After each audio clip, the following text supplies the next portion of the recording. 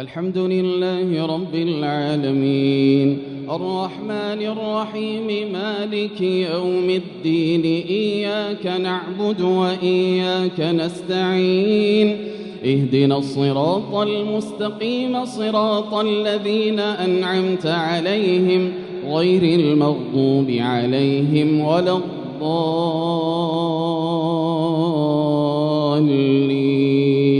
آمين. وجاء إخوة يوسف فدخلوا عليه فعرفهم وهم له منكرون. ولما جهزهم بجهازهم قال ائتوني بأخ لكم من أبيكم ألا ترون أني أوفي الكيل وأنا خير المنزلين فإن لم تأتوني به فلا كيل لكم عندي ولا تقربون.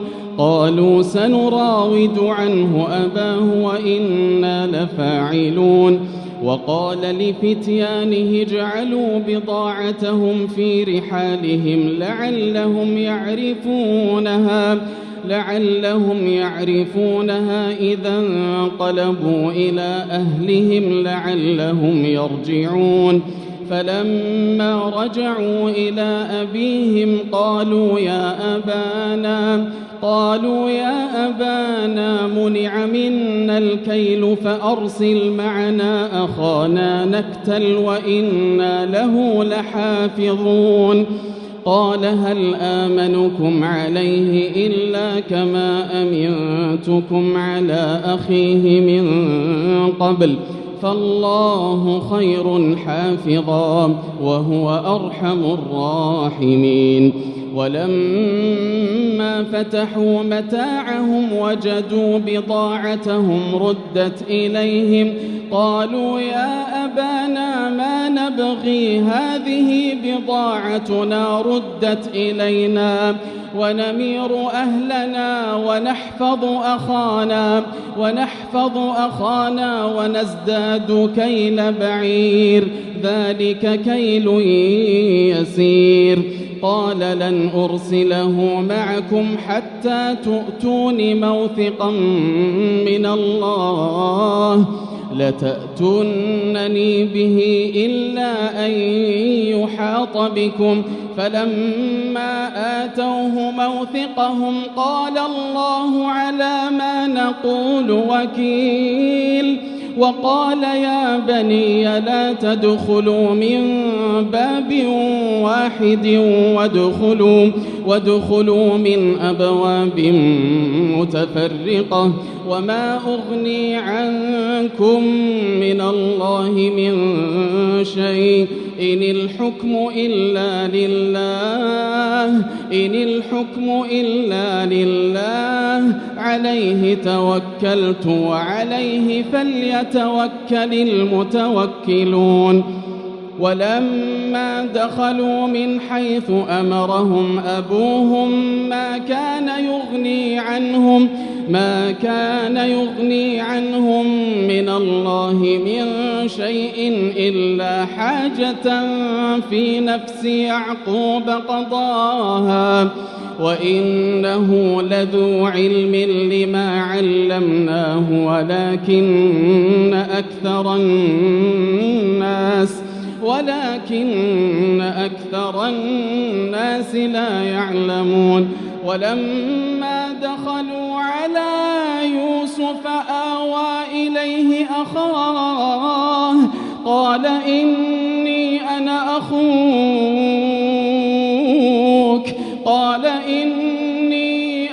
أخوك فلا تبتئس بما كانوا يعملون. فلما جهزهم بجهازهم جعل السقاية في رحل أخيه ثم أذن مؤذن أيتها العير إنكم لسارقون. قالوا وأقبلوا عليهم ماذا تفقدون؟ قالوا نفقد صواع الملك ولمن جاء به حمل بعير وأنا به زعيم قالوا تالله لقد علمتم ما جئنا لنفسد في الأرض وما كنا سارقين قالوا فما جزاؤه إن كنتم كاذبين قالوا جزاؤه من وجد في رحله فهو جزاؤه كذلك نجزي الظالمين فبدأ بأوعيتهم قبل وعاء أخيه ثم استخرجها من وعاء أخيه كذلك كدنا ليوسف ما كان ليأخذ أخاه في دين الملك إلا أن يشاء الله نرفع درجات من نشاء وفوق كل ذي علم عليم قالوا إن يسرق فقد سرق أخ له من قبل فأسرها يوسف في نفسه ولم يبدها لهم قال أنتم شر مكانا والله أعلم بما تصفون قالوا يا أيها العزيز إن له أبا شيخا كبيرا فخذ أحدنا مكانه إنا نراك من المحسنين قال معاذ الله أن نأخذ إلا من وجدنا متاعنا عنده إنا إذا لظالمون فلما استيئسوا منه خلصوا نجيا قال كبيرهم ألم تعلموا أن أباكم قد أخذ عليكم موثقا من الله ومن قبل ما فرطتم في يوسف فلن أبرح الأرض حتى يأذن لي أبي أو يحكم الله لي وهو خير الحاكمين ارجعوا إلى أبيكم فقولوا يا أبانا إن ابنك سرق وما شهدنا إلا بما علمنا وما كنا للغيب حافظين واسأل القرية التي كنا فيها والعير التي أقبلنا فيها وإنا لصادقون قال بل سولت لكم أنفسكم أمرا فصبر جميل عسى الله أن يأتيني بهم جميعا إنه هو العليم الحكيم وتولى عنهم وقال يا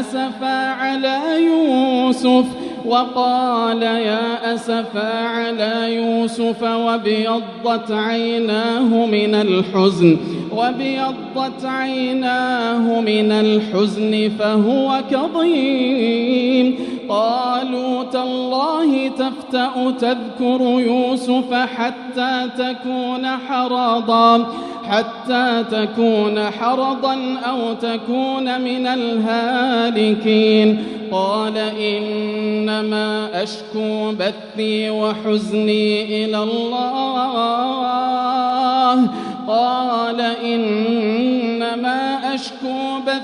وحزني إلى الله وأعلم من الله ما لا تعلمون يا بني يذهبوا فتحسسوا من يوسف وأخيه ولا تيأسوا من روح الله إنه لا ييأس من روح الله إلا القوم الكافرون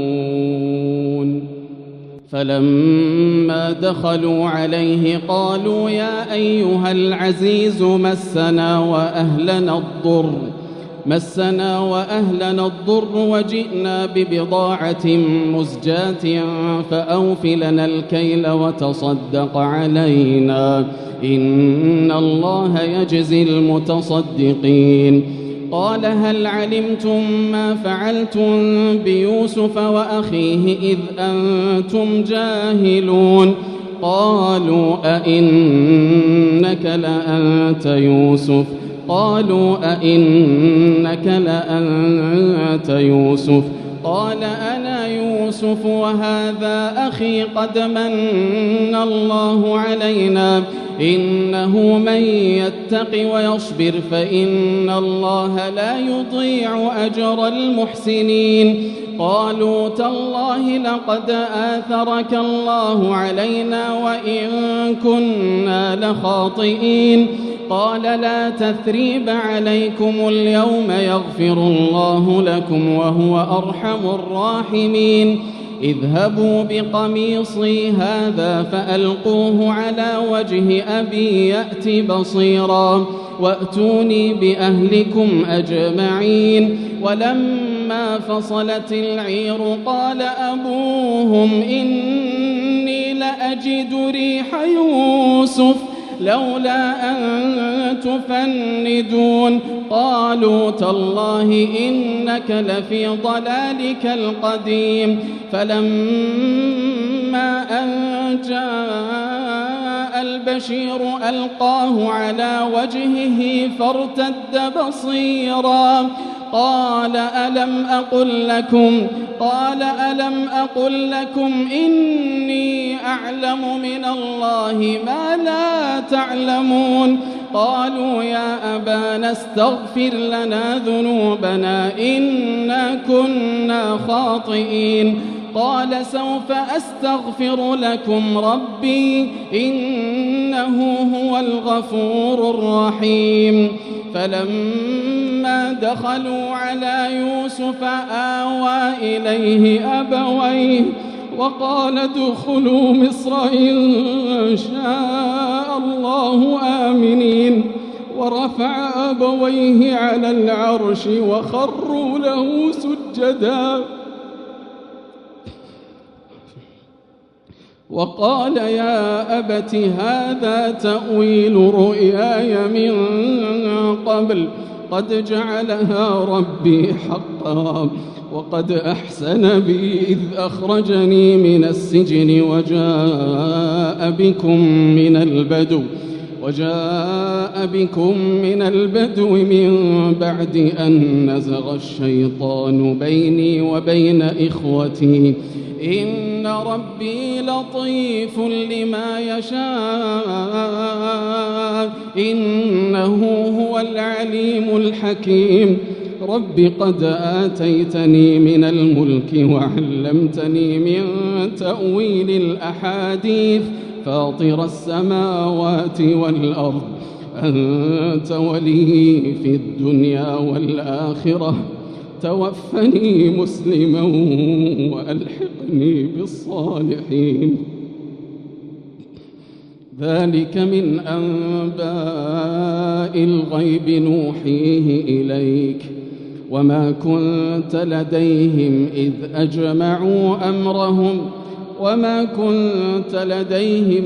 أجمعوا أمرهم وهم يمكرون. وما أكثر الناس ولو حرصت بمؤمنين وما تسألهم عليه من أجر إن هو إلا ذكر للعالمين. وكأي من آية في السماوات والأرض يمرون عليها وهم عنها معرضون وما يؤمن أكثرهم بالله إلا وهم مشركون. أفأمنوا أن تأتيهم غاشية من عذاب الله أو تأتيهم الساعة بغتة وهم لا يشعرون. قل هذه سبيلي أدعو إلى الله على بصيرة أدعو إلى الله على بصيرة أنا ومن اتبعني وسبحان الله وما أنا من المشركين وما أرسلنا من قبلك إلا رجالا نوحي إليهم من أهل القرى أفلم يسيروا في الأرض فينظروا كيف كان عاقبة الذين من قبلهم ولدار الآخرة خير للذين اتقوا أفلا تعقلون حتى إذا استيأس الرسل وظنوا أنهم قد كذبوا جاءهم نصرنا فنجي من نشاء ولا يرد بأسنا عن القوم المجرمين لقد كان في قصصهم عبرة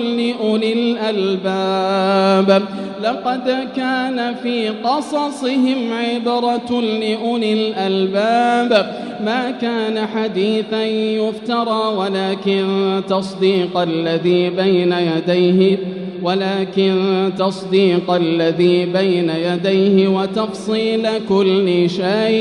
وتفصيل كل شيء وهدى ورحمة لقوم يؤمنون. ألف لام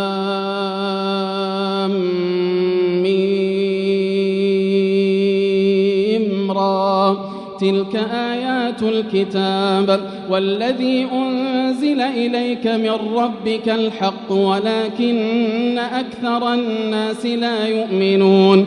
الله الذي رفع السماوات بغير عمد ترونها ثم استوى على العرش وسخر الشمس والقمر كل يجري لأجل مسمى يدبر الأمر يفصل الآيات لعلكم بلقاء ربكم توقنون.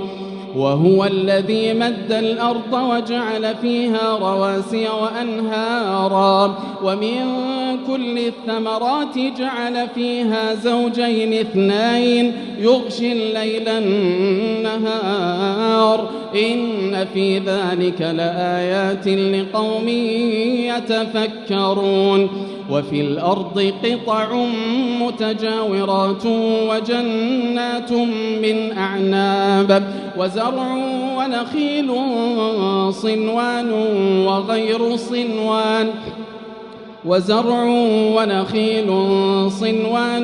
وغير صنوان يسقى بماء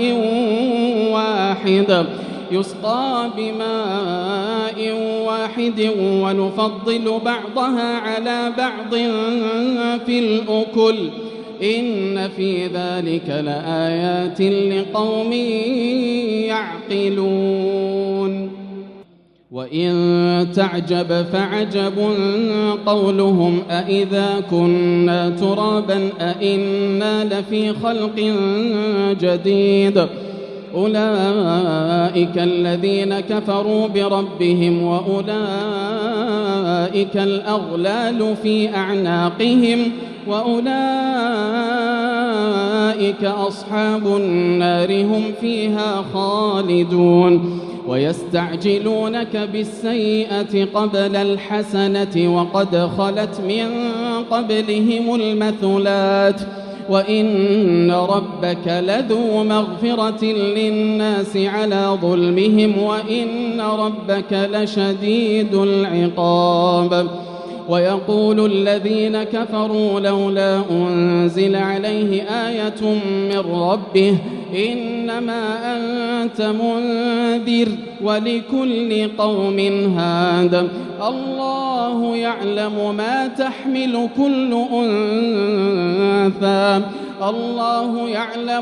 تحمل كل أنثى وما تغيض الأرحام وما تزداد وكل شيء عنده بمقدار. عالم الغيب الغيب والشهادة الكبير المتعال سواء